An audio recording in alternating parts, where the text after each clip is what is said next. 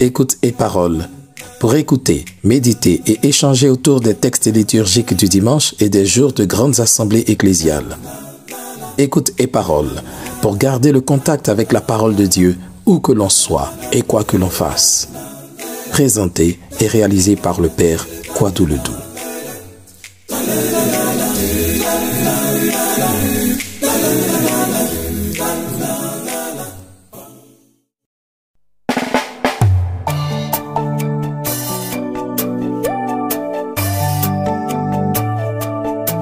Dimanche 31 décembre 2023, fête de la Sainte Famille de Jésus, Marie et Joseph. Lecture du livre de la Genèse, chapitre 15, versets 1 à 6 et chapitre 21, versets 1 à 3. En ces jours-là, la parole du Seigneur fut adressée à Abraham dans une vision. « Ne crains pas, Abraham, je suis un bouclier pour toi. Ta récompense sera très grande. » Abraham répondit, « Mon Seigneur Dieu, que pourrais-tu donc me donner?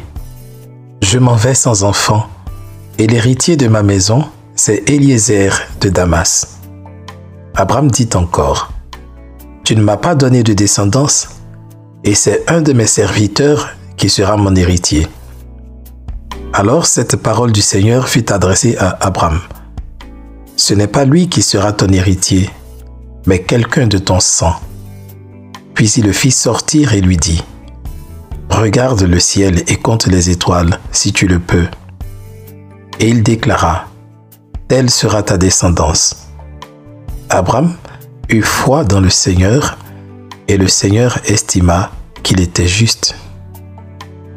Le Seigneur visita Sarah, comme il l'avait annoncé. Il agit pour elle comme il l'avait dit. Elle devint enceinte et elle enfanta un fils pour Abraham dans sa vieillesse, à la date que Dieu avait fixée. Et Abraham donna un nom au fils que Sarah lui avait enfanté. Il l'appela Isaac. Parole du Seigneur. Nous rendons grâce à Dieu.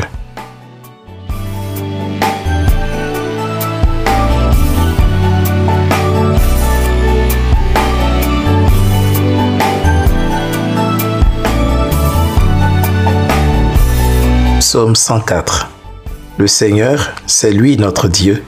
Il s'est toujours souvenu de son alliance. Rendez grâce au Seigneur, proclamez son nom, annoncez parmi les peuples ses hauts faits. Chantez et jouez pour lui, redites sans fin ses merveilles. Le Seigneur, c'est lui notre Dieu. Il s'est toujours souvenu de son alliance. Glorifiez-vous de son nom très saint. Joie pour les cœurs qui cherchent Dieu. Cherchez le Seigneur et sa puissance, recherchez sans trêve sa face. Le Seigneur, c'est lui notre Dieu, il s'est toujours souvenu de son alliance. Souvenez-vous des merveilles qu'il a faites, de ses prodiges, des jugements qu'il prononça. Vous, la race d'Abraham son serviteur, les fils de Jacob qu'il a choisis.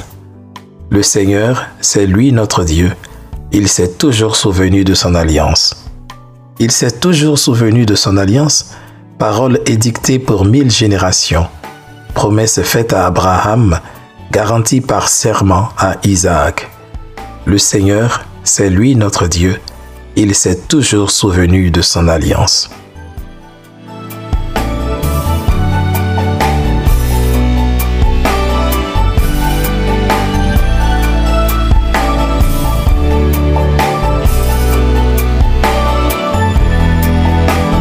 Lecture de la lettre aux Hébreux, chapitre 11, versets 8 et 11 à 12, 17 à 19. Frères, grâce à la foi, Abraham obéit à l'appel de Dieu. Il partit vers un pays qu'il devait recevoir en héritage et il partit sans savoir où il allait. Grâce à la foi, Sarah, elle aussi, malgré son âge, fut rendue capable d'être à l'origine d'une descendance parce qu'elle pensait que Dieu est fidèle à ses promesses.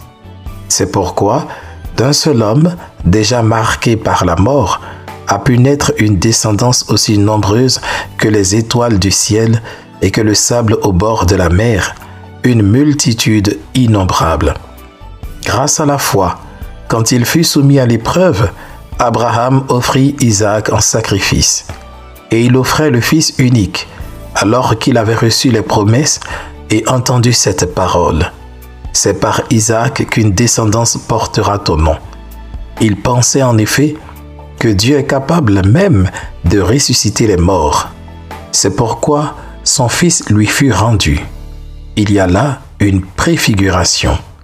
Parole du Seigneur. Nous rendons grâce à Dieu.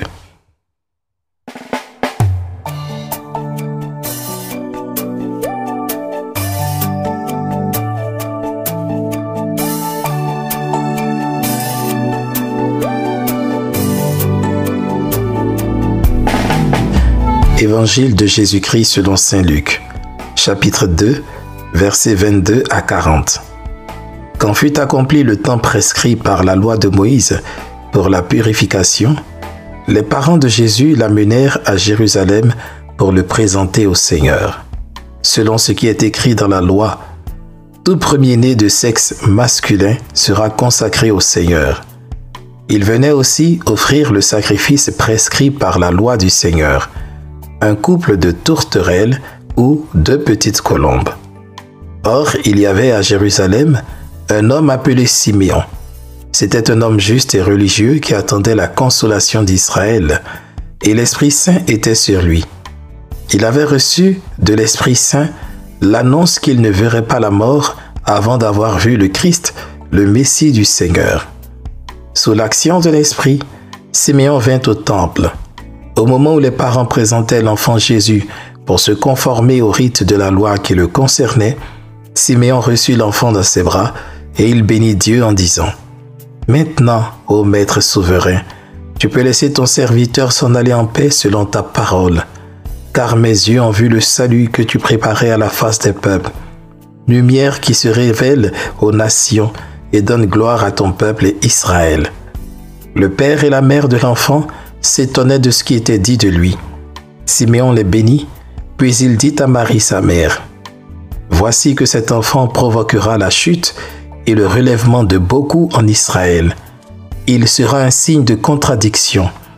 Et toi, ton âme sera traversée d'un glaive. Ainsi seront dévoilées les pensées qui viennent du cœur d'un grand nombre. » Il y avait aussi une femme prophète, Anne, fille de Phanuel, de la tribu d'Azer. Elle était très avancée en âge. Après 7 ans de mariage, demeurée veuve, elle était arrivée à l'âge de 84 ans. Elle ne s'éloignait pas du temple, servant Dieu jour et nuit dans le jeûne et la prière. Survenant à cette heure même, elle proclamait les louanges de Dieu et parlait de l'enfant à tous ceux qui attendaient la délivrance de Jérusalem. Lorsqu'ils eurent achevé tout ce que prescrivait la loi du Seigneur, ils retournèrent en Galilée, dans leur ville de Nazareth. L'enfant, lui, grandissait et se fortifiait, rempli de sagesse, et la grâce de Dieu était sur lui. Acclamons la parole de Dieu. Louange à toi, Seigneur Jésus.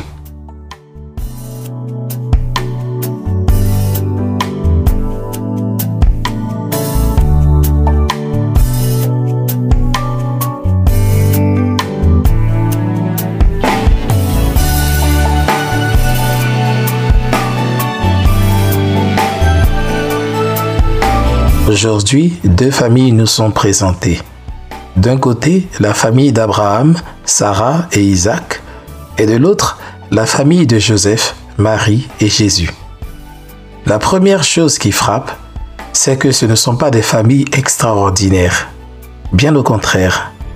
En dépit de la présence de Dieu, ces familles ont connu des épreuves, comme nous en rencontrons dans les nôtres. Abraham et son épouse ont connu la tristesse de ne pas avoir d'enfants alors qu'ils étaient déjà très avancés en âge. Après l'avoir eu, il s'en est fallu de peu qu'Abraham ôte la vie à Isaac et l'offre en sacrifice à Dieu.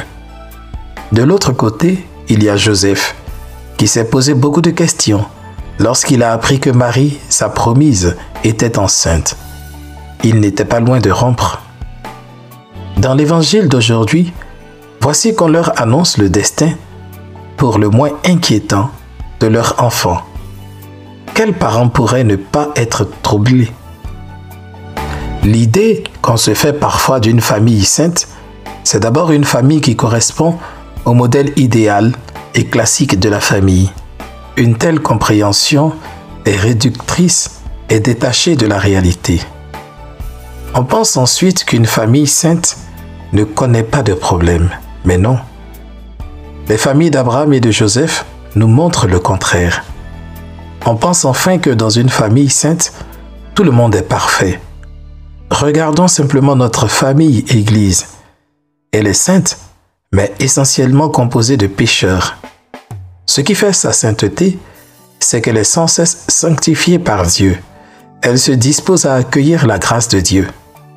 De même, la particularité des familles que la Bible nous propose en exemple repose sur la capacité de ses membres à s'ouvrir à la grâce de Dieu, quelle que soit leur situation et leurs épreuves. L'une des plus grandes épreuves au sein des familles est d'être confronté à des choix qui heurtent et qui vont à contre-courant des valeurs dont on a hérité et qu'on s'est efforcé de transmettre. Je fais allusion aux parents qui font face au choix de vie de leurs enfants, aux antipodes de tout ce qu'ils espéraient d'eux. Là encore, en homme ou femme de foi, il faudra accepter de ne pas pouvoir tout contrôler. Il ne s'agit pas d'être résigné, mais d'agir autrement, sans révolte, sans vexation et sans colère. La parole de Dieu nous appelle à la confiance. Lorsque les enfants font des choix que nous avons du mal à comprendre, cela ne signifie pas que nous avons raté leur éducation, mais tout simplement qu'ils ne nous appartiennent pas. Alors, il n'y a pas lieu de culpabiliser. Si nous avons fait notre part, il faut dorénavant s'en remettre à Dieu, avec foi, persévérance et confiance, pour qu'il soit non pas comme nous voulons, mais comme Dieu veut. Ne jamais cesser de prier pour les membres de sa famille, de les confier à Dieu, voici ce qu'il y a lieu de faire. Dieu seul est capable de toucher les cœurs. La foi n'est pas une affaire de sang, mais d'adhésion personnelle.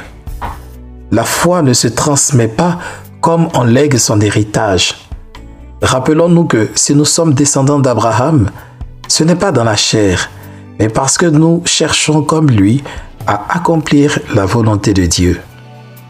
Dans nos familles, nous avons besoin d'accepter qu'il y a des choses qui échappent à notre contrôle, mais que nous devons offrir à Dieu à travers la prière. Car les promesses de Dieu s'accomplissent pour ceux qui mettent leur foi et leur confiance en lui. C'est Dieu qui soigne les blessures et réconcilie les cœurs. C'est Dieu qui ramène sur le chemin ceux qui sont égarés. C'est Dieu qui délivre de tous les soucis. La fête de la Sainte Famille nous invite à ne pas aller en croisade violente contre les autres membres de la famille, mais plutôt, comme Marie et Joseph, à les présenter sans cesse à Dieu pour qu'il s'ouvre à sa grâce et se laisse pousser et guider par son esprit. Encore faudrait-il que nous aussi, nous le fassions nous-mêmes. Ce n'est pas toujours l'autre qui doit se convertir. Cette fête est l'occasion de confier à la Sainte Famille tous ceux et toutes celles avec qui nous partageons les liens du sang, mais qui malheureusement ont rompu ceux de la foi. Confions nos familles à Saint Joseph, lui le protecteur des familles. Demandons au Seigneur de veiller sur toutes les familles, quelles qu'elles soient, et de nous donner de nombreuses et saintes familles chrétiennes.